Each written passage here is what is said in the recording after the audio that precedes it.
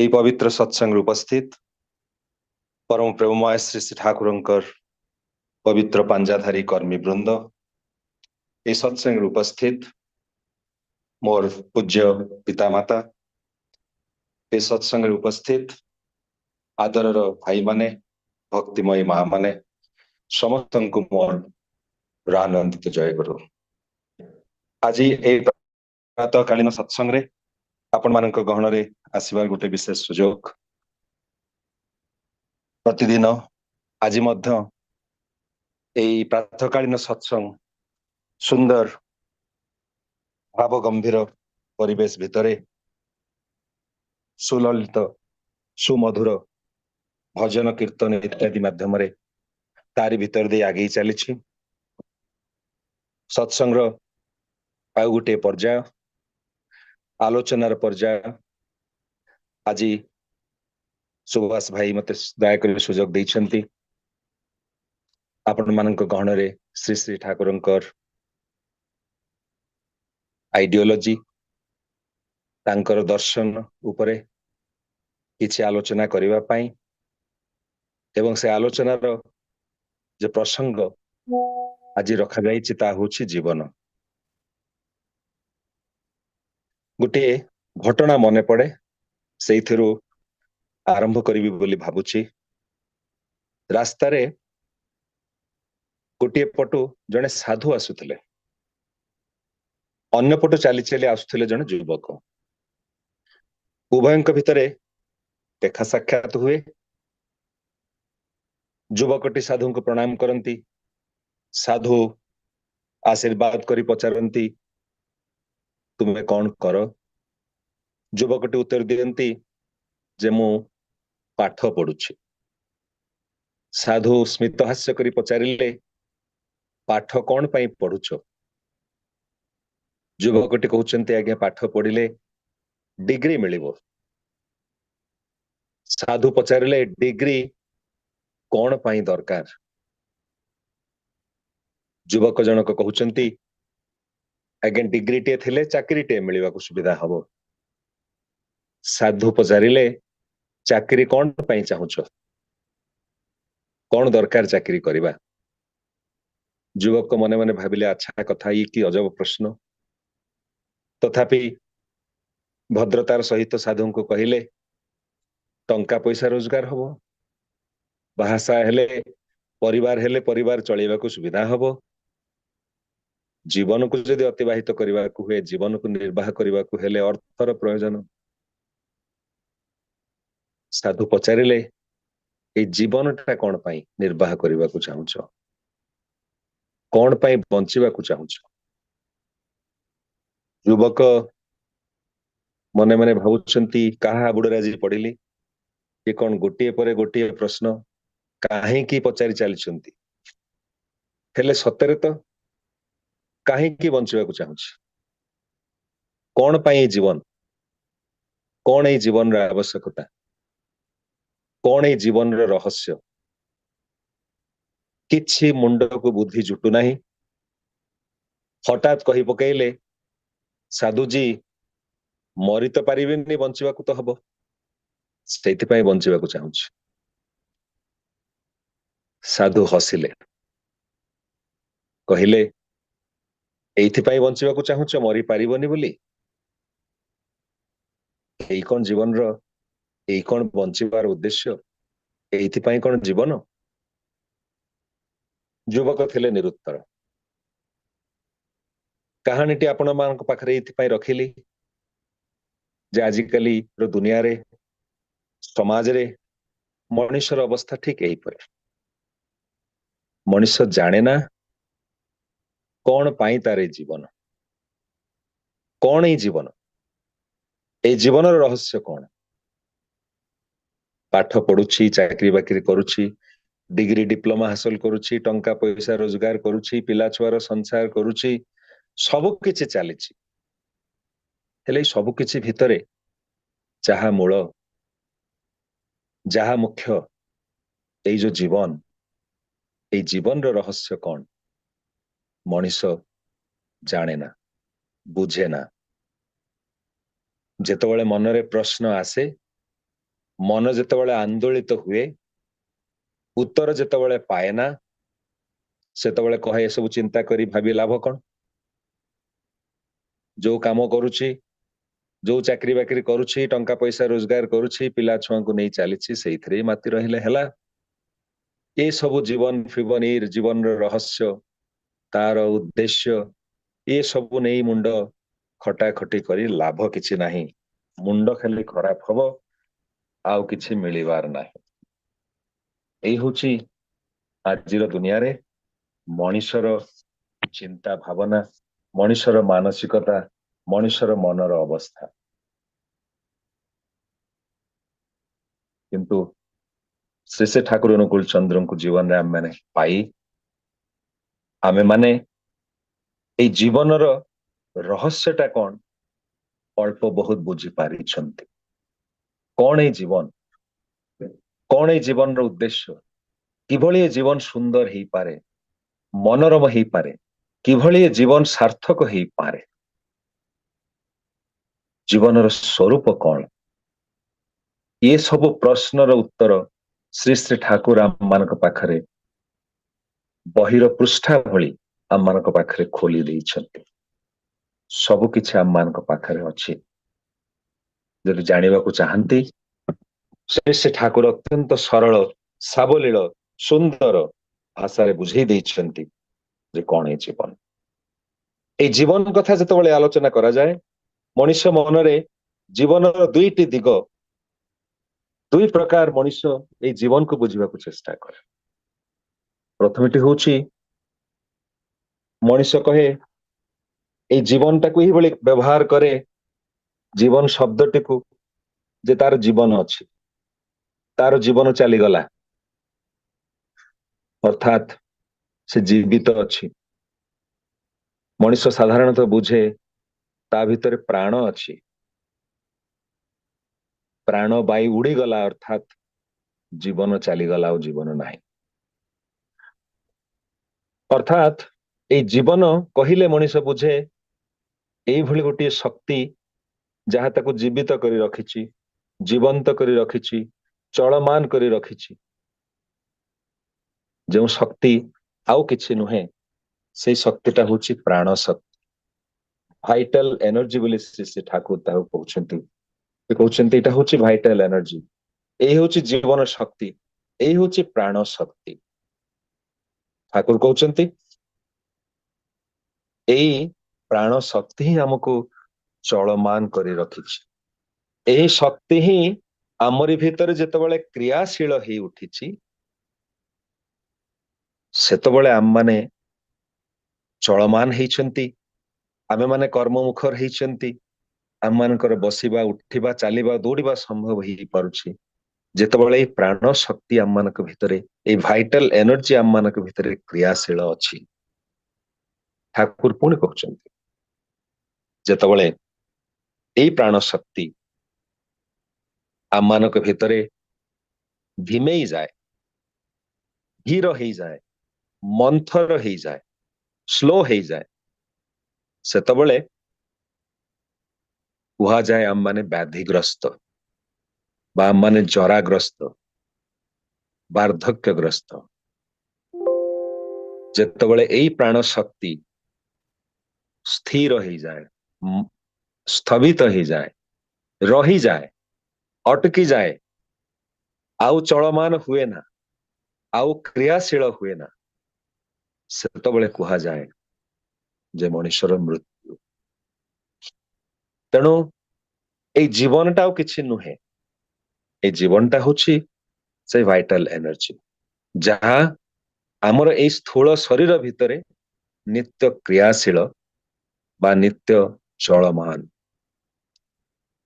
अबारित गतिरे अविराम गतिरे द्रुत गतिरे चलमान होछि एई जीवन शक्ति बा प्राण शक्ति जेतेबेले ता धिमेई जाए धीर ही जाए मंथर ही जाए सेतेबेले आमे माने व्याधिग्रस्त बा रोगग्रस्त जेतेबेले एई नित्य चलमान क्रियाशील जीवन शक्ति बा भाइटल एनर्जी अटकी जाए सेतेबेले मृत्यु ବା ଏ ଜୀବନର ଶେଷ।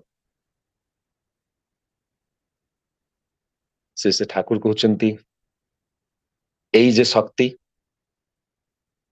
ଏଇ ଶକ୍ତି ହଉଛି ଏକ ସୂକ୍ଷ୍ମ ସ୍ୱରୂପ, ଯାହା ମାନେ ଦେଖି ପାରନ୍ତି ନାହିଁ।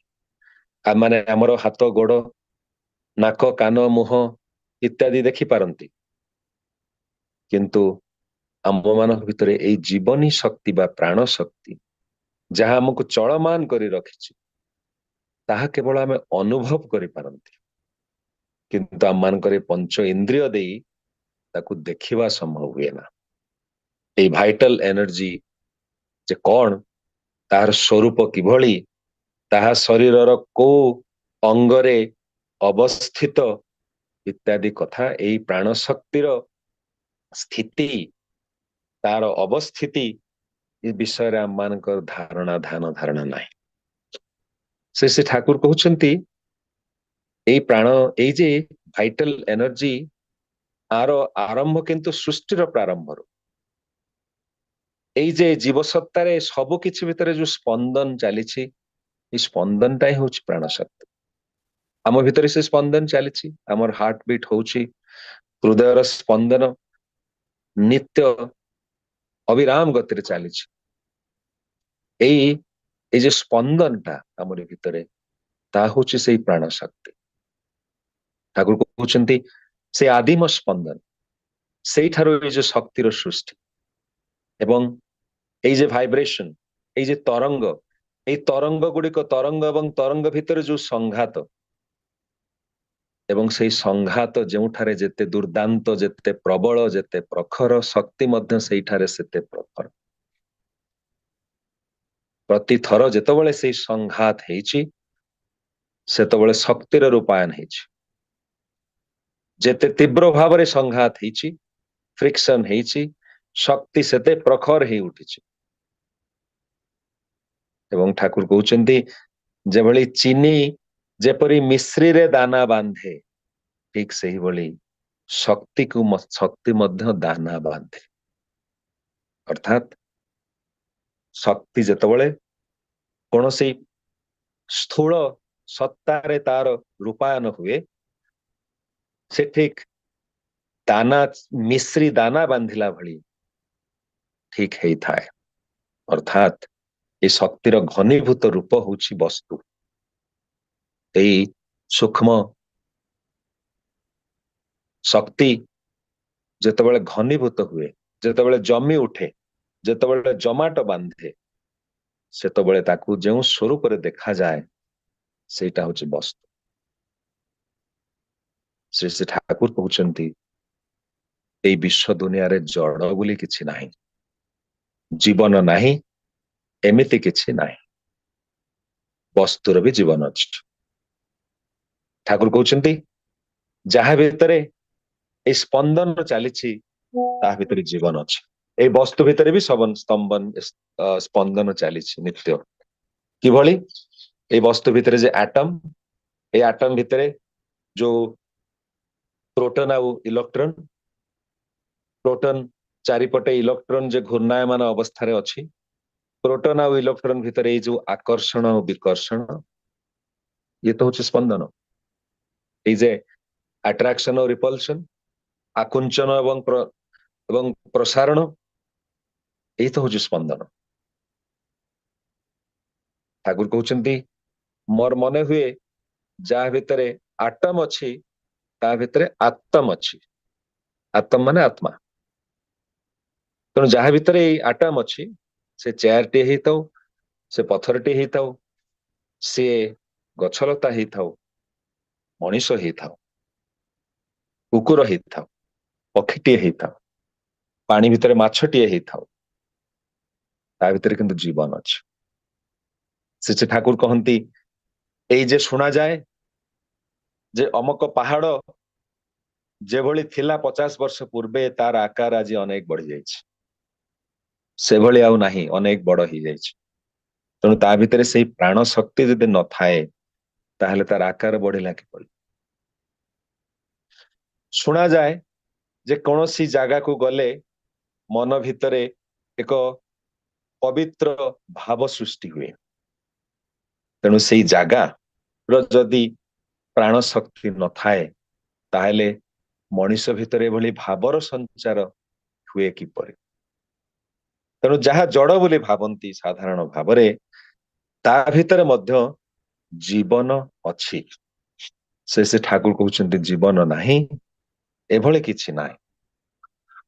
ଏବଂ ଏଇ ଜୀବନର ସଂଜ୍ଞା ବୁଝେଇ ଦେଇ ଶ୍ରୀ ଠାକୁର କହୁଛନ୍ତି ଯାହା ଭିତରେ ଯୁକ୍ତ ଏବଂ ଯୋଗ ଏବଂ ବିଯୋଗ, ଯୁକ୍ତ ଏବଂ ବିଚ୍ଛିନ୍ନ ହବାର ଆବେଗ ଅଛି, ତା ଭିତରେ ଜୀବନ ଅଛି। এই যে আকর্ষণ ও বিকর্ষণ, ଯାହା ଭିତରେ ଏଇ ସମ୍ବେଗ ଅଛି, ଯାହା ଭିତରେ ଏଇ ଅର୍ଜ ଅଛି, ଆକୁତି ଅଛି, ଯୋଡି ହବା ପାଇଁ, ବିଚ୍ଛିନ୍ନ ହବା, ତା ଭିତରେ ଏଇ ଯୋଗାବେଗ ଅଛି, ତା ଭିତରେ ଜୀବନ ଅଛି। ଯେମିତି ପାହାଡ ଭିତରୁ ବାହାରି ଆସିଥିବା ଝରଣା ପାହାଡର ପଥର ଉପରେ ଦେଇ ଏଇ ଝରଣାର ପାଣି ବୋହି ଚାଲିଥାଏ। ଏଇ ପଥର ଧୀରେ ଧୀରେ ପଥରରେ ଯୋଉ ସଂଘାତ ସୃଷ୍ଟି ହୁଏ ସେଥିରୁ ପଥରରୁ ଧୀରେ ଧୀରେ କିଛି ଅଂଶ ପାଣି ସହ ବୋହି ଆସେ ନଦୀ ପର୍ଯ୍ୟନ୍ତ। କଣ ହୁଏ? ନଦୀରେ ଦେଖିବାକୁ ମିଳେ ବାଲି।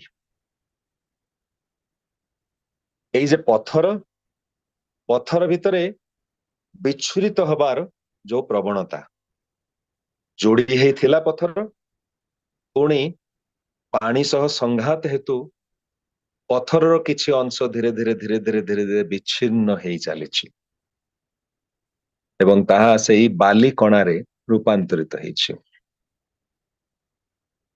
ସେ ଠାକୁର କହୁଛନ୍ତି ଏଇ ବାଲି କଣା, ଏଇ କ୍ଷୁଦ୍ର କଣା ଗୁଡିକ ଅନେକ ବର୍ଷ ଏକାଠି ଯେତେବେଳେ ରହନ୍ତି ତାଙ୍କ ଭିତରେ ଯୁକ୍ତ ହବାର ପୁଣି ଯୋଉ ଆବେଗ ଥାଏ, ସେଇ ଯୁକ୍ତ ହବାର ଆବେଗରୁ ପୁଣି ସୃଷ୍ଟି ହୁଏ ପଥର।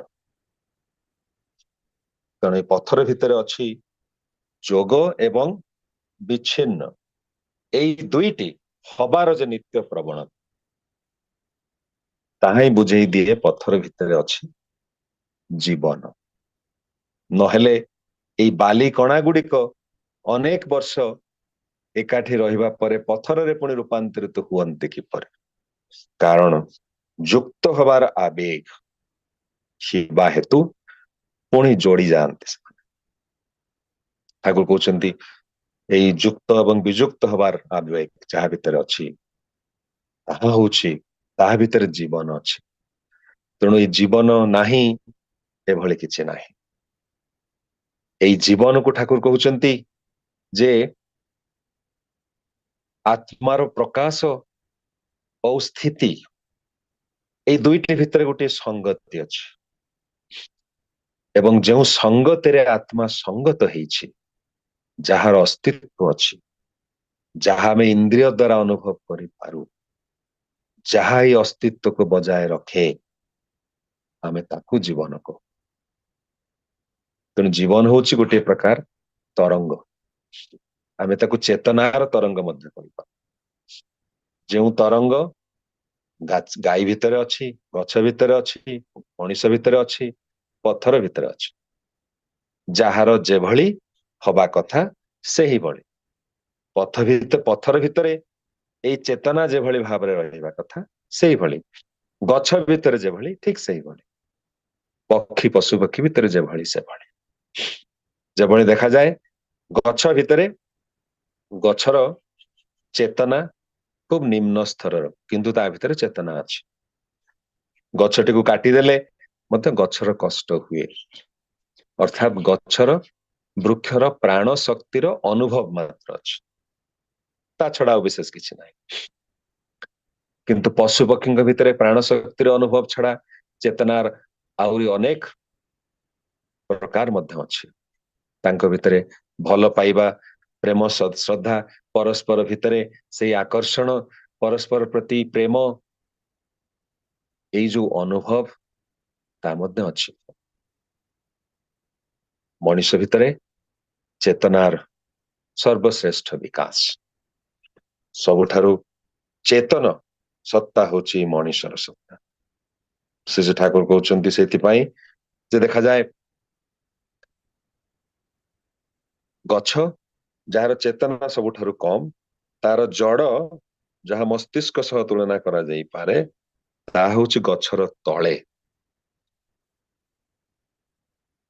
मनुष्यर मस्तिष्कटा किंतु होची मनुष्यर शरीरर उपरे पशुर तार मस्तिष्कटा होची तार शरीर सह समांतराल पक्षीर तार मस्तिष्क होची तार शरीर ठारू सामान्य पूरा संपूर्ण समांतराल नुहे पशु भली टिके उपरकू किंतु देखा जाए मनुष्यर जो मस्तिष्क ताहा होची तार शरीर उपरे सेतिपाई गछर भी तो चेतना खूब कम मनुष्यर चेतना खूब बेसी पशु पक्षी एमानंकर तार मझिया मझी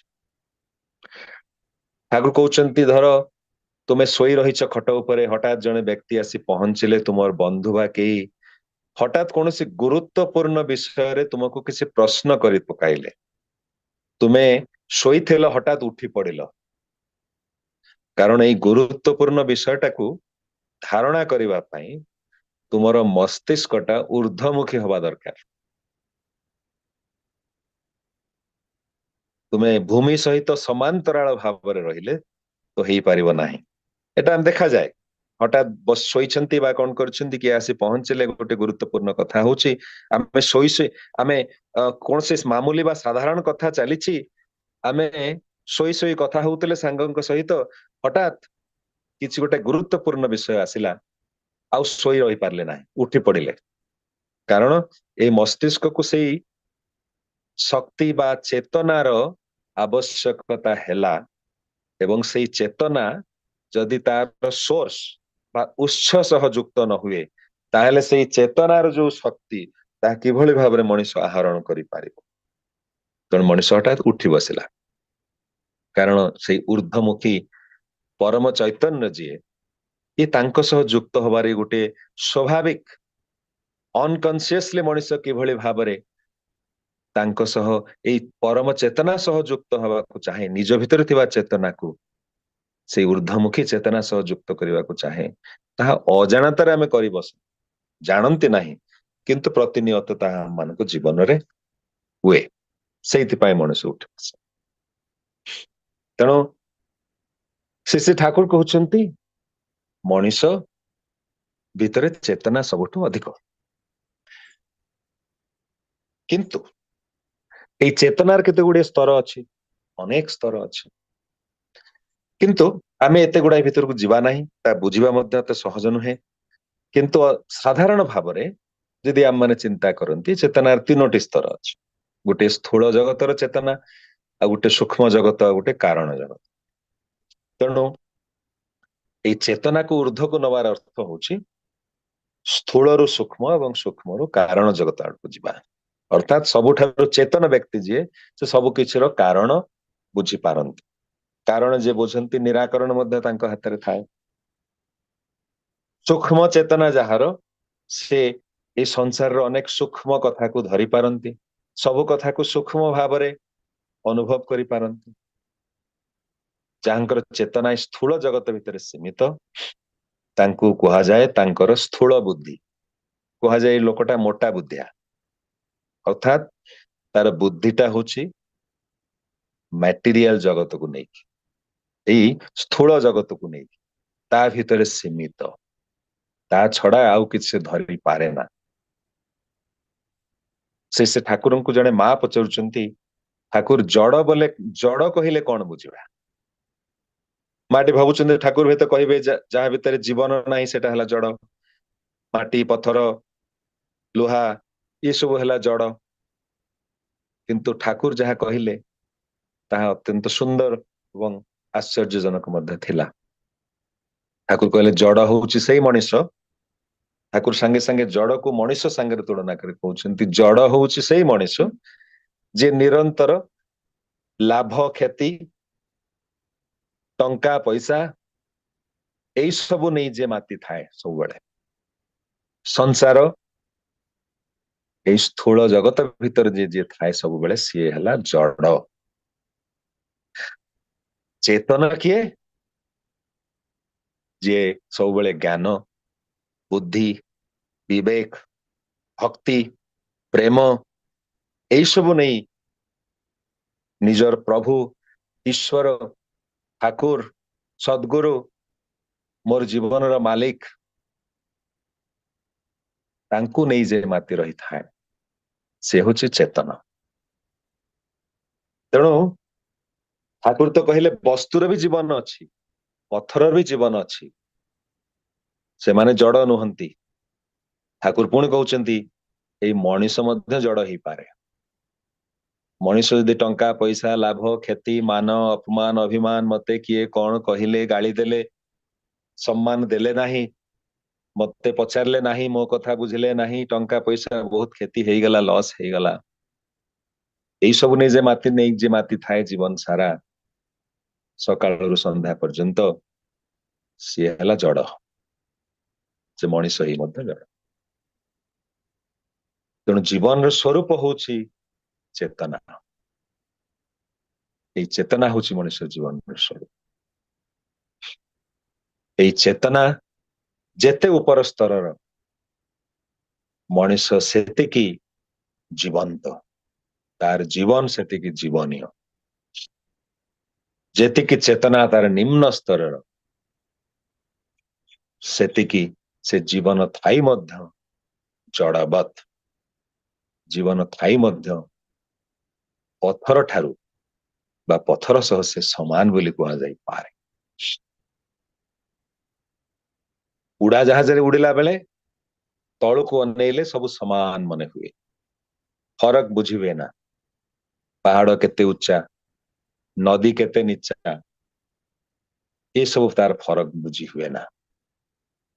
କାରଣ ଏକ ଅନେକ ଉଚ୍ଚ ହାୟର ପ୍ଲେନରେ ସେତେବେଳେ ଆମେ ଥାନ୍ତି। ଠିକ ସେଇଭଳି ଭାବରେ ଚେତନାଟିକୁ ଯଦି ଉଚ୍ଚ ସ୍ତରକୁ ନେଇଯାଇପାରେ ସେତେବେଳେ ମଣିଷ ଦୁଃଖ ସୁଖ, ମାନ ଅପମାନ, ପ୍ରଶଂସା ନିନ୍ଦା ଏସବୁର ଫରକ ବୁଝିପାରେ ନା। କାରଣ ଏସବୁ ତା ପାଇଁ କୌଣସି ମୂଲ୍ୟ ରଖେ ନା। ସେ ଚେତନାର ଏକ ଅନେକ ଉଚ୍ଚ ସ୍ତରରେ ଥାଏ। କିନ୍ତୁ ଚେତନାର ନିମ୍ନଗାମୀ ଚେତନା ଯାହାର ସେ ଏଇ ସବୁ ନେଇ କିନ୍ତୁ ନିରନ୍ତର ମାତି ରହିଥାଏ। ମତେ ଆଜି ସେ ନିନ୍ଦା କଲେ, ମତେ ଆଜି ସେ ଅପମାନ ଦେଲେ, ମୋର ଏତେ ଟଙ୍କା ପଇସା ଲସ୍ ହେଇଗଲା, ବିଜନେସ ରେ ଏତେ କ୍ଷତି ହେଇଗଲା, କିଭଳି ଭାବରେ ଅଧିକା ଟଙ୍କା ରୋଜଗାର କରିବି, କିଭଳି ଭାବରେ ଦୁଇ ଚାରିଟା କୋଠା ହବ, କିଭଳି ଭାବରେ ମୋର କେବଳ ଏଇ ଜାଗତିକ ଭୌତିକ ଉନ୍ନତି ନିରନ୍ତର ହେଇ ଚାଲିବ, ସେତେବେଳେ ମୁଁ ମୋଟା ବୁଦ୍ଧିଆ ବା ସ୍ଥୂଳ ବୁଦ୍ଧି ବୋଲି ମୋର ପରିଚୟ, ତା ଛଡା ଆଉ କିଛି ନୁହେଁ। ତେଣୁ ଶ୍ରୀ ଠାକୁର କହୁଛନ୍ତି ଏ ଜୀବନଟା ଆଉ କିଛି ନୁହେଁ, ଏ ଜୀବନଟା ହେଲା ଚେତନା। ଚେତନା ଯେତେ ଉଚ୍ଚ ସ୍ତରର ମଣିଷ ସେତେ ଜୀବନୀୟ। ଏଇ ଚେତନାଟା ହଉଛି ସେଇ ଆତ୍ମିକ ସମ୍ବେଗ, ଏଇ ଚେତନା ହଉଛି ସେଇ ପ୍ରାଣ ଶକ୍ତି, ସେଇ ଭାଇଟାଲ ଏନର୍ଜି ଯାହା ଆମକୁ ଚେତେଇ ଦିଏ ଯେ ଆମମାନେ ଜୀବିତ ଅଛନ୍ତି ବୋଲି। ଏଇ ହଉଛି ଜୀବନର ସ୍ୱରୂପ। ଏଇ ଜୀବନର ଆଉ ଗୋଟିଏ ଦିଗ ଅଛି, ଯୋଉ ଦିଗଟି ହଉଛି ଯେ ଗୋଟିଏ ତ ଜୀବନକୁ କହିଲେ ବୁଝନ୍ତି ଆମେ ସେଇ ଶକ୍ତି ଯାହା ଆମକୁ କ୍ରିୟାଶୀଳ ବା ଚଳମାନ କରି ରଖିଛି। ଜୀବନର ଆଉ ଗୋଟିଏ ଦିଗ ହଉଛି ଯାହା ମାନେ ସାଧାରଣ କଥାରେ କହନ୍ତି ଯେ ଜୀବନରେ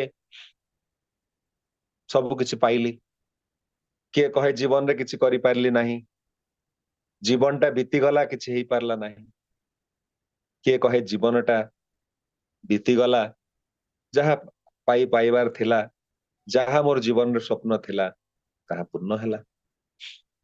ଇଏ ଜୀବନଟା ଆଉ ଗୋଟିଏ ଅର୍ଥରେ ଆମେ ବ୍ୟବହାର କରନ୍ତି, ସେଟା ହଉଛି ଯେ ଗୋଟିଏ ସମୟର ବ୍ୟବଧାନ ଜନ୍ମ ଠାରୁ ମୃତ୍ୟୁ ପର୍ଯ୍ୟନ୍ତ ଯୋଉ ସମୟ ତାକୁ ଆମେ ଜୀବନ ବୋଲି କହିଥାନ୍ତି। ଜୀବନ ବିତିଗଲା, ଜୀବନ ଚାଲିଗଲା, ଜୀବନରେ ଜୀବନ ଅତିବାହିତ ହେଲା, ଅର୍ଥାତ୍ ଏଇ ସମୟ ଅତିବାହିତ ହେଲା ଜନ୍ମ ଠାରୁ ଆରମ୍ଭ ହେଇ ଯୋଉ ଜୀବନ ମୃତ୍ୟୁର ଯାହା ଶେଷ ହୁଏ। ଏଇ ବ୍ୟବଧାନଟାକୁ ମାନେ ଏଇ ସମୟର ବ୍ୟବଧାନଟାକୁ ଏଇ ଯେ ଦୁଇଟି ପଏଣ୍ଟ ଭିତରେ ଯୋଉ ବ୍ୟବଧାନ ତାକୁ ବି ଆମେ ଜୀବନ ବୋଲି ଆଖ୍ୟା ଦେଇଥାଉ।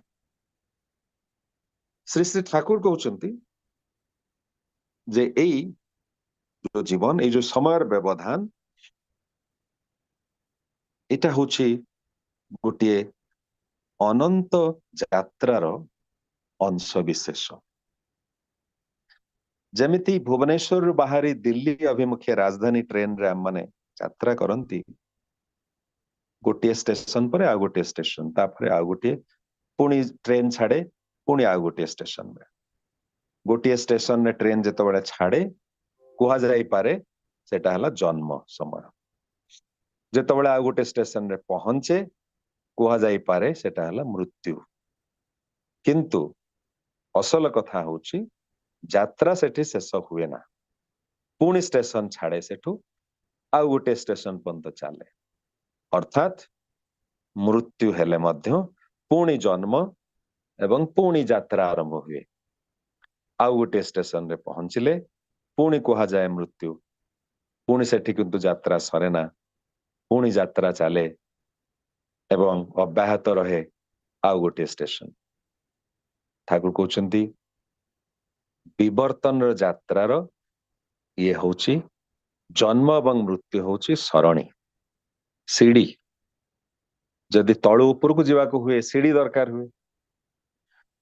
ପ୍ରତିଟି ପାହାଚ ହଉଛି ଏଇ ବିବର୍ତ୍ତନର ସିଡିରେ ଗୋଟିଏ ଗୋଟିଏ ସୋପାନ। ଅର୍ଥାତ୍ ଗୋଟିଏ ପାହାଚରୁ ଆଉ ଗୋଟିଏ ପାହାଚକୁ ଯିବା ଅର୍ଥ ଏଇ ବିବର୍ତ୍ତନ ଯାତ୍ରାରେ ଗୋଟିଏ ଜନ୍ମର ଅତିବାହିତ କରି, ଗୋଟିଏ ଜୀବନ ଅତିବାହିତ କରି ଆଉ ଗୋଟିଏ ଜୀବନର ଆଉ ଗୋଟିଏ ପର୍ଯ୍ୟାୟରେ ପାଦ ଦବା। ଇଏ ହେଲା ଜୀବନର ଯାତ୍ରା। ଏଇ ଯେ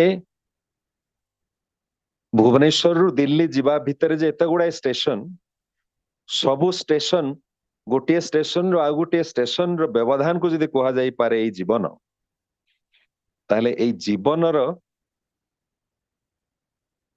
ଉଦ୍ଦେଶ୍ୟ କଣ? ଏଇ ଯେ ବ୍ୟବଧାନକୁ ନେଇ ଯୋଉ ଜୀବନ, ତାର ଉଦ୍ଦେଶ୍ୟ କଣ? ଶ୍ରୀ ଶ୍ରୀ ଠାକୁର କହୁଛନ୍ତି ଏଇ ଜୀବନ ଚାହେଁ ତିନୋଟି ଜିନିଷ, ତା ହଉଛି ପ୍ରାଣନ, ବ୍ୟାପନ ଏବଂ ବର୍ଦ୍ଧନ।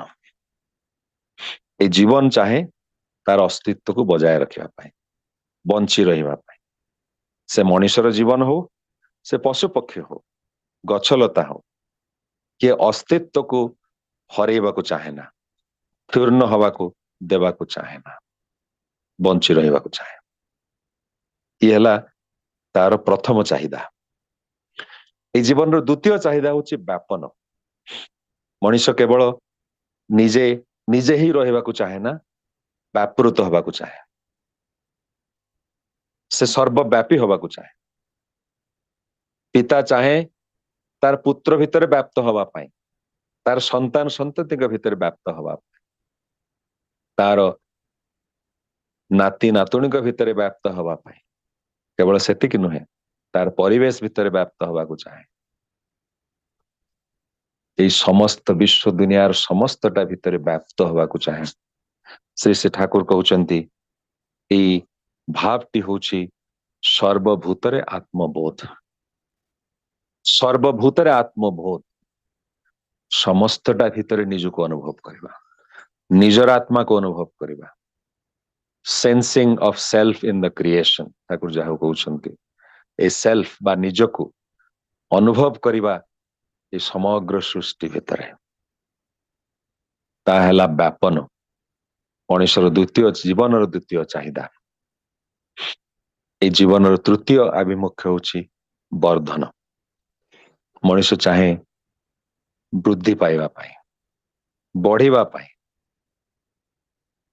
ତାର ଶରୀର ବୃଦ୍ଧି ପାଉ, ତାର ପରିବେଶର ବୃଦ୍ଧି ହଉ, तार योग्यतार वृद्धि हो, दक्षतार वृद्धि हो, ज्ञानर वृद्धि हो, धन संपत्तिर वृद्धि हो, जहा किछि से नहीं तार जीवन सेई सबु किछिर वृद्धि हो बोले से निरंतर चाहे। ये होची तार जीवनर आउ गोटे चाहिदा जे वर्धन हबा। श्री श्री ठाकुर कहते मनुष्यर अंतरर एई जे वृद्धि पाइबार जो आकांक्षा तार असल चाहिदा होची तार वैशिष्ट को नहीं वृद्धि पाइबा।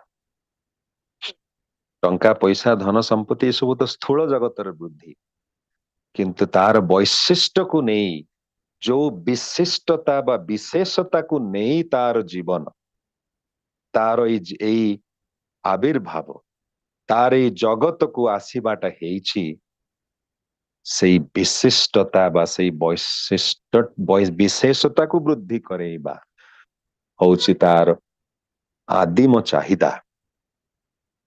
मनुष्य बेले बेले भूली जाए से चाहिदा, किंतु ताही होछि आदिम चाहिदा। जनक भितरे यदि कलाकार हेबार वैशिष्ट थाए से निजको अधिक रु अधिक विशेष रु विशेष विशिष्ट रु आहुरी अधिक विशिष्ट कलाकार करी तोलिबा होछि एई कलाकार वृद्धिर कामना होछि ता। जने वैज्ञानिक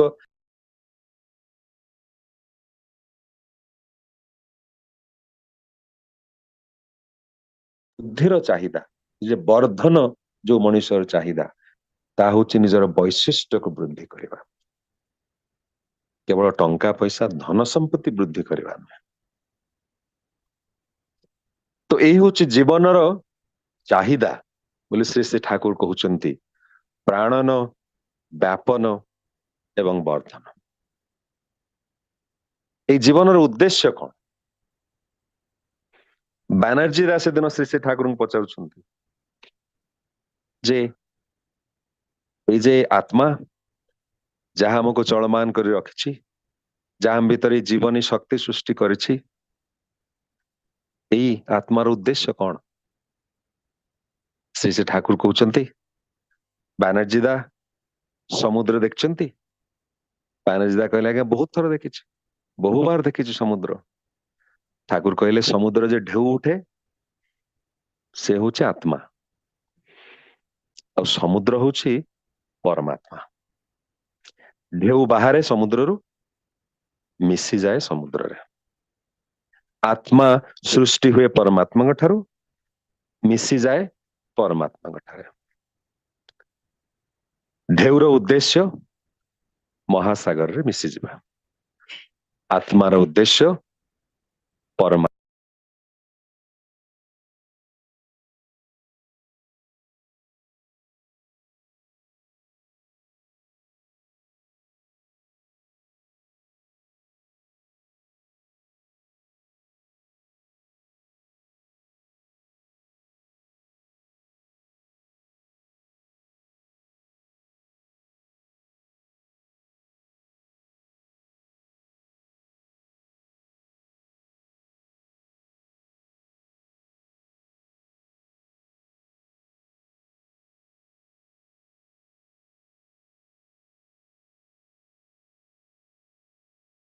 हेलो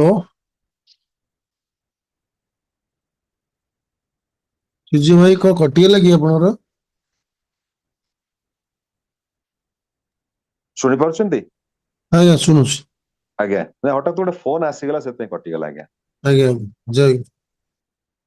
तो साधु साधुंकर निराडंबर जीवन देखि से आश्चर्य होउछंती। हठात साधु को से पचारुछंती जे साधु आपनक जीवन एते निराडंबर गोटे सप उपरे आपण सोउछंती सेठी बसी लेखा पढ़ा करूछंती टेबल चेयर किछि नाही खट नाही फर्निचर नाही आपनक फर्निचर नाही। साधु कहिले अरे बापा तमर फर्निचर कहीं? तीर्थयात्री जन कहले आज्ञा मु तो यात्री मु तो यात्रा रे बाहरिछि मु कोन आम फर्निचर धरी घुरी बोलिबी। साधु जनक कहले तमे जदि जने यात्री ताले मु आउ कोन की ମୁଁ ବି ତ ଗୋଟେ ଯାତ୍ରୀ। ମୁଁ ବି କଣ ଫର୍ଣ୍ଣିଚର ଧରି ଘୁରି ବୁଲିବି? ଏକ ଅନନ୍ତ ଜୀବନର ଯାତ୍ରାରେ ମୁଁ ବାହାରିଛି ଯେ ଫର୍ଣ୍ଣିଚର ଧରି ଘୁରି ବୁଲିଲେ କେମିତି ହବ? ଯାତ୍ରୀ ଜଣକ ଥିଲେ ନିରୁତ୍ତର, କଥାର ଗୁରୁତ୍ୱ ଅନୁଭବ କରିବାକୁ ଚେଷ୍ଟା କରୁଥିଲେ। ଆମମାନେ ସମସ୍ତେ ମୁସାଫିର, ଏକ ଅନନ୍ତ ଜୀବନର ଯାତ୍ରୀ। ଏ ଜୀବନର ଏକମାତ୍ର ଉଦ୍ଦେଶ୍ୟ, ଏଇ ଜୀବାତ୍ମାର, ଏଇ ଆତ୍ମାର ଏକମାତ୍ର ଆକାଂକ୍ଷା ପରମାତ୍ମାଙ୍କ ସହ ମିଳିତ ହବା, ମିଳନ। ମଣିଷ ଭୁଲିଯାଏ ସାହା, ମାୟାର ଆବର୍ତ୍ତନରେ ଆବଦ୍ଧ ହେଇ, କାରଣ ଏଇ ଯେ ସ୍ଥୂଳ ଜଗତ ହଉଛି ମାୟାର ଜଗତ। ଏଇ ଜଗତରେ ଯେତେବେଳେ ମଣିଷ ତାର ଜୀବନ ଧାରଣ କରେ, ଯେତେବେଳେ ଏଠି ପାଦ ଦିଏ, ସେତେବେଳେ ତାର ସ୍ମୃତି ପଟରେ ଆଉ ତାର ଅତୀତ କିଛି ନଥାଏ। କେଉଁଠାରୁ ତା ଯାତ୍ରା ଆରମ୍ଭ ହେଇଛି, ଭୁବନେଶ୍ୱରରୁ ଆରମ୍ଭ ହେଇଛି ନା କୋଉଠୁ ଆରମ୍ଭ ହେଇଛି ଭୁଲିଯାଏ। ଦିଲ୍ଲୀର ଗାଡିରେ ବସି ଭୁଲିଯାଏ ସେ ଭୁବନେଶ୍ୱରରୁ ବାହାରିଛି ବୋଲି, ଭୁଲି ମଧ୍ୟ ଯାଏ ସେ ଦିଲ୍ଲୀ ଯିବାର ଅଛି। ତେଣୁ ସେ ସେଇ ମାୟାର ଆବର୍ତ୍ତନରେ ପଡିଯାଏ। ଯେ ଚେନାଚୁର ବାଲା ଯେତେବେଳେ ଆସେ ଟ୍ରେନ ଭିତରେ ଚଢେ, ତାଠୁ ଚେନାଚୁର ଖାଇବାରେ ବ୍ୟସ୍ତ ହେଇ ପଡେ। ତାର ଯୋଉ ସହଯାତ୍ରୀ ମାନେ ଥାଆନ୍ତି ତାଙ୍କ ସହ ଗପସପରେ ମଜଗୁଲ ହେଇଯାଏ, ଭୁଲିଯାଏ ଯେ ସିଏ ବାହାରିଛି ଭୁବନେଶ୍ୱରରୁ ଯିବାକୁ ଅଛି ଦିଲ୍ଲୀ। ସେ ଭାବେ ଏଇ ଯେ ବସିଛି ଏଇ ହଉଛି ଜୀବନ। ଏଠି ଚେନାଚୁର ଖାଇବା, ଏଠି ଜୀବନରେ ମୌଜ ମସଲିସ କରିବା, ଯାହା ଯାହା ଖାଇବା ଜିନିଷ ଆସିବ ଟ୍ରେନକୁ ତାକୁ ଉପଭୋଗ କରିବା। ସାଙ୍ଗସାଥୀ ଯୋଉମାନେ ସହଯାତ୍ରୀ ଅଛନ୍ତି ତାଙ୍କ ସହ ମଜଗୁଲ ଗପସପରେ ମାତି ଉଠିବା, ଇଏ ହେଲା ତାର ଜୀବନ। ଆଉ ତାର ଅତୀତ ଏବଂ ଭବିଷ୍ୟତ ତାର ମାନସ ପଟରେ, ସ୍ମୃତି ପଟରେ ନଥାଏ। ଇଏ ହଉଛି ମାୟାର ଆବର୍ତ୍ତନ। ମାୟାର ଆବର୍ତ୍ତନରେ, ମାୟାର ପ୍ରଭାବରେ ମଣିଷ ଭୁଲିଯାଏ। ତାର ଚେତନା ଯେତେବେଳେ ସେଇ ମାୟା ଦ୍ୱାରା ପ୍ରଭାବିତ ହେଇ ଉଠେ, ସେତେବେଳେ ତାର ସ୍ମୃତି ପଟରୁ ସବୁ କିଛି ଅବଲୁପ୍ତ ହେଇଯାଏ। କିନ୍ତୁ ଯେ ଚେତନାର ঊର୍ଧ୍ୱ ସ୍ତରରେ ଯେ ଥାଏ, ସିଏ କିନ୍ତୁ ଏସବୁ ଦ୍ୱାରା ପ୍ରଲୋଭିତ ହୁଏ ନା। ସେଇଥିପାଇଁ କୁହାଯାଏ, ଆମମାନେ ଆମ ହିନ୍ଦୁ ଶାସ୍ତ୍ରରେ ବା ହିନ୍ଦୁ ମତରେ ଆତ୍ମା ଏବଂ ଶରୀର ଦୁଇଟିକୁ ପୃଥକ ଭାବରେ ଦେଖାଯାଏ।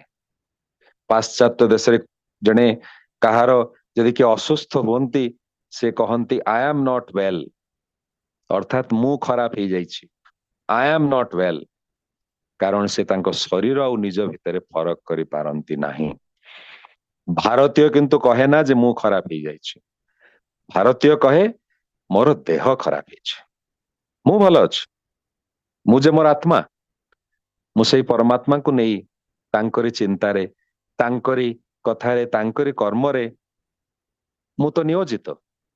ଶରୀରଟା ଆଜି ଭଲ ଅଛି, କାଲି ଖରାପ, କାଲି ଏ ଶରୀର ନଥିବ ମଧ୍ୟ, କିନ୍ତୁ ମୁଁ ହଉଛି, ମୋର ପରିଚୟ ହଉଛି ମୋର ଆତ୍ମା। ଇଏ ହଉଛି ଭାରତୀୟ ପରମ୍ପରାର କଥା, ଯାହା କିନ୍ତୁ ପାଶ୍ଚାତ୍ୟ ଜଗତରେ ଦେଖିବାକୁ ମିଳେ ନା। କାରଣ ସେମାନେ ଆତ୍ମା ଏବଂ ଶରୀର ଭିତରେ ଫରକ କରିପାରନ୍ତି ନାହିଁ। ଶରୀର ବୋଲି ଭାବନ୍ତି, ନିଜେ ହଉଛନ୍ତି ତାଙ୍କ ଶରୀରଟା। ଜଣେ ସାଧୁ ଥିଲେ, ତାଙ୍କର କିଛି ଭକ୍ତ ଥିଲେ। ସାଧୁଙ୍କ ବାର୍ଦ୍ଧକ୍ୟ ଅବସ୍ଥା, ଗୋଟିଏ ଦିନ ରାତିରେ ଆଦୌ ଶୋଇ ପାରି ନାହାନ୍ତି। ରାତି ସାରା ତାଙ୍କର କଫ କାଶ ଲାଗି ରହିଛି, ରାତି ସାରା କାଶୁଛନ୍ତି। ତାଙ୍କର ଭକ୍ତମାନେ ଖୁବ ବ୍ୟଥିତ ହେଇ ପଡିଛନ୍ତି। ଏଇଭଳି ଭାବରେ ରାତିଟି ବିତି ଯାଇଛି। ସକାଳେ ଭକ୍ତମାନେ ତାଙ୍କୁ କହୁଛନ୍ତି, ସାଧୁ ମହାରାଜ ଆପଣ କାଲି ଅନେକ କଷ୍ଟ ପାଇଛନ୍ତି। ସେ କହୁଛନ୍ତି କଷ୍ଟ? ନା ତ, କି କଷ୍ଟ? ଭକ୍ତମାନେ କହୁଛନ୍ତି ଏଇ ଯେ ଆପଣଙ୍କ ସାରା ରାତି କଫ କାଶ ଲାଗି ରହିଥିଲା ସାଧୁ ମହାରାଜ। ସାଧୁ କହୁଛନ୍ତି ଓ ଆଚ୍ଛା ଆଚ୍ଛା ଆଚ୍ଛା, ଓ ଏଇ ଯୋଉ ଶରୀରଟା, ଏଇ ଶରୀରଟା ଟିକେ କଷ୍ଟ ପାଇଛି, ହେଲେ ମୁଁ ତ ଠିକ ଅଛି, ମୋର କିଛି ଅସୁବିଧା ହେଇନି। ଏଇ ହଉଛି ଏକ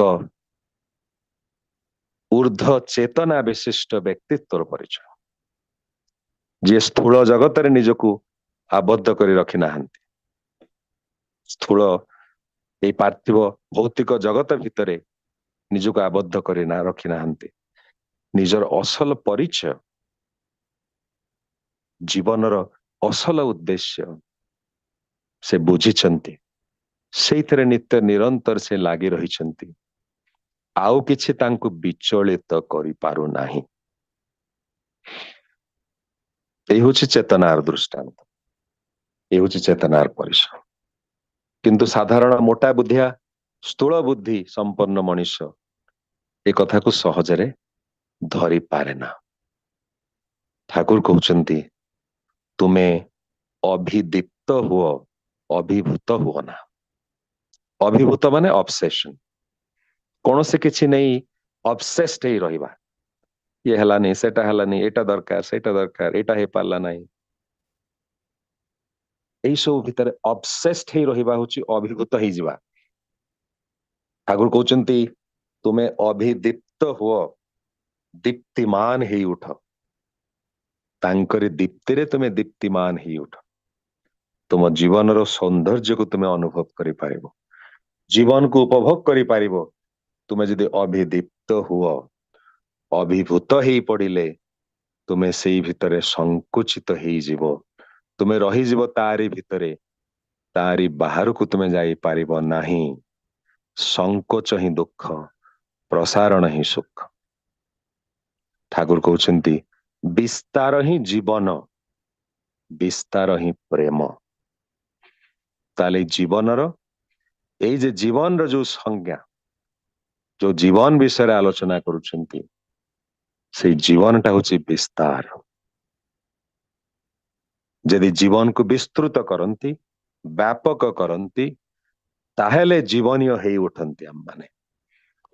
ଯଦି ଜୀବନକୁ ସଂକୁଚିତ କରନ୍ତି, ନିଜ ଭିତରେ ସୀମିତ ରଖନ୍ତି, ନିଜ ଶରୀରକୁ ନେଇ ସୀମିତ ରଖନ୍ତି ଏଇ ଚେତନାକୁ ଆମର, ତାହେଲେ ତାହା ଆମକୁ ବ୍ୟାଧି ଆଡକୁ, ଜରା ଆଡକୁ, ମୃତ୍ୟୁ ଆଡକୁ ନେଇଯିବ। ତେଣୁ ଜୀବନଟା ହଉଛି ବିସ୍ତାର, ବ୍ୟାପୃତ ହେଉଥିବା ପରମ ପିତାଙ୍କୁ ନେଇ, ଠାକୁରଙ୍କୁ ନେଇ, ତାଙ୍କ କାର୍ଯ୍ୟରେ ଝାମ୍ପ ଦେଇ ପଡିବା। ଯେକୌଣସି ଅବସ୍ଥାରେ ମୁଁ ଥାଏ ନା କାହିଁକି, ମୋ ଶରୀର ଅବସ୍ଥା ଯେଭଳି ହେଇଥାଉ, ମନର ଅବସ୍ଥା ଯେଭଳି ହେଇଥାଉ, ଆର୍ଥିକ ଅବସ୍ଥା ଯେଭଳି ହେଇଥାଉ, ସେ ବିସ୍ତୃତିଙ୍କ ନିକଟକୁ ଗଲେ ହିଁ ମନ ବିସ୍ତାର ଲାଭ କରେ। ତେଣୁ ତାଙ୍କୁ ଜାବୁଡି ଧରିବା, ତାଙ୍କୁ ସାଉଁଟି ନବା, ତାଙ୍କ ପାଖରେ ମନକୁ ଲଗେଇ ରଖିବା, ଏଇ ହଉଛି ବିସ୍ତାର, ବିସ୍ତୃତି ପାଇବାର ଏକମାତ୍ର ଉପାୟ। ତା ଛଡା ଆଉ କୌଣସି ଉପାୟ ନାହିଁ। এই ବିସ୍ତାରିତ ହେବା ହିଁ ହଉଛି ଜୀବନ। ଅନେକ ସମୟରେ ଅନେକ ବ୍ୟକ୍ତି ଆସି କହନ୍ତି, ଠାକୁରଙ୍କୁ କହିଛନ୍ତି ଯେ ଠାକୁର ଶରୀରଟା ଭଲ ରହୁନି, ଦେହ ଭଲ ରହୁନି। ଠାକୁର କହୁଛନ୍ତି ଦେହ ଦେହ ଜାଗାରେ ଥାଉ, ମନଟିକୁ ତୁମେ ତାଙ୍କରି ପ୍ରଭୁଙ୍କ କାମରେ, ପ୍ରଭୁଙ୍କ ଚିନ୍ତାରେ ଲଗେଇବାକୁ ଚେଷ୍ଟା କର। ମନଟା ଦେହ ଆଡେ ଦିଅନି, ମନଟା ପ୍ରଭୁଙ୍କ ଆଡେ ଦିଅ। ଦେହ ତା ବାଟରେ ଥାଉ, ମନ ମନ ଜାଗାରେ ଥାଉ। ଅନେକ କହନ୍ତି ଆର୍ଥିକ ଟଙ୍କା ପଇସାର ଅଭାବ। ଠାକୁର କହନ୍ତି ଯେ ଖୋଜି ନିଅ ପଡା ପଡୋଶୀ ଭିତରେ କାହାର କଣ ଦୁଃଖ ଅଛି, ଅସୁବିଧା ଅଛି, ତାର ଦୁଃଖ ଦୂର କରିବାକୁ ଚେଷ୍ଟା କର। ମଣିଷ ମନେ ମନେ ଭାବେ ଯେ ନିଜର ଅସୁବିଧା କଥା କହିବାକୁ ଆସିଥିଲି, ମୋର ଅସୁବିଧା ମତେ କୁଳଉଛି କୁଳଉନି, ତାକୁ ସମ୍ଭାଳି ପାରୁନି। ଠାକୁର କହିଲେଣି ଯେ ଅନ୍ୟର ଅସୁବିଧା ଖୋଜି ନିଅ ପଡା ପଡୋଶୀରେ କାହାର ଅସୁବିଧା ଅଛି, ଦୁଃଖ ଅଛି, ତାକୁ ଦୂର କରିବାକୁ ଚେଷ୍ଟା କର। ଠାକୁର ମନେ ପକେଇ ଦିଅନ୍ତି ଯେ ବିସ୍ତାରିତ ହୁଅ, ନିଜ ଭିତରେ ସୀମିତ ହେଇ ରୁହନି। ଦୁଃଖ କେତେବେଳେ ଯେ ଦୂର ହେଇଯିବ, ଅନ୍ୟର ଅଭାବ ଅନାଟନ ଦୂର କରୁ କରୁ ନିଜର ଅଭାବ ଅନାଟନ ଯେ କେତେବେଳେ ଦୂର ହେଇଯାଇଥିବ ତ ନିଜେ ହିଁ ବୁଝିପାରିବା ନାହିଁ। କାରଣ ଏଇ ଜୀବନର ଅର୍ଥ ହେଲା ବିସ୍ତାରିତ ହେବା। ଏଇ ବିସ୍ତୃତି ହଉଛି ଜୀବନ, ଏଇ ଏକ୍ସପାନ୍ସନ ହଉଛି ଜୀବନ। ଏଇ ବିସ୍ତାର ହବା ଆଉ କିଛି ନୁହେଁ, ତାହା ହଉଛି ପ୍ରେମ। ସେ ଠାକୁର ପୁଣି କହୁଛନ୍ତି ଯେ ଈଶ୍ୱରଙ୍କୁ ଭଲ ପାଅ, ତାଙ୍କ ଛଡା ଆଉ କାହାକୁ ଭଲ ପାଅ ନା। ଈଶ୍ୱରଙ୍କ ଛଡା ଆଉ କାହାକୁ ଭଲ ପାଅ ନା, ତାଙ୍କୁ 16 ଅଣା ତାଙ୍କୁ ଭଲ ପାଅ। ତାଙ୍କୁ 16 ଅଣା ଭଲ ନ ପାଇ ତାଙ୍କ ଭଲ ପାଇବାରେ ଭାଗ ବସେଇଲେ ତାଙ୍କୁ କିନ୍ତୁ କଷ୍ଟ ହୁଏ। पुणी ठाकुर कहउछन्ति तांकु भल पाई तांकु नेई सारा जगतटा भल पा जगतटाकु भल पाओ तांकु नेई सारा जगतटाकु भल पाओ कारण सी भल पाती सारा जगतटाकु भल पाइले सी ही खुशी हुअन्ति ठाकुर कहउछन्ति तांकु भल पा काहाकु भल पाओ ना पुणी कहउछन्ति तांकु नेई सारा जगतटाकु भल पाओ आर भितरे जीवनर सुखर रहस्यटा किंतु लुचि रहिछि you are for the lord not for others you are for the lord and so for others 16 अणा तांकु भल पाइबाकु हबो तांकु भल पाइबा इतर देई स्वतः प्रवृत्त भावरे जगत को भल पाई बसिबे सेतरे संदेह नाही तापे मते चेष्टा करिबाकु हेबो नाही एही होछि जीवनर आभिमुख्य एही होछि जीवनर उद्देश्य शेष पर्याय रे आलोचनार ए गोटिए कथा कही शेष करिबी किछि वर्ष पूर्वरु परम पूज्यपाद श्री श्री आचार्य देव कर्मी सम्मेलन रे कथाटी कहूतिले जीवन को नहीं जीवनर स्वरूप को नहीं जेतबेले जीवन स्वरूप विषय मनुष्य को पचरा जाए जदि जन को पचरा जाए जीवनटा कौन किए कहे जीवनटा दुख ही दुख आउ जने हुए तो किए कहे जीवन ये तो हला समस्या बहुल जीवन आउ जने किए कहे जीवन ये तो भोगर कथा आनंद उपभोग होची जीवन आउ जने व्यक्ति कहे जीवन बुझी पारलिनी आज पर्यंत एटा कौन ये गोटे मो पाई रहस्य 5टी लोक से गोटे जीवन को अनेक अनेक प्रकार अनुभव तांको भितरे किंतु से गोटे प्रकार अनुभव नहीं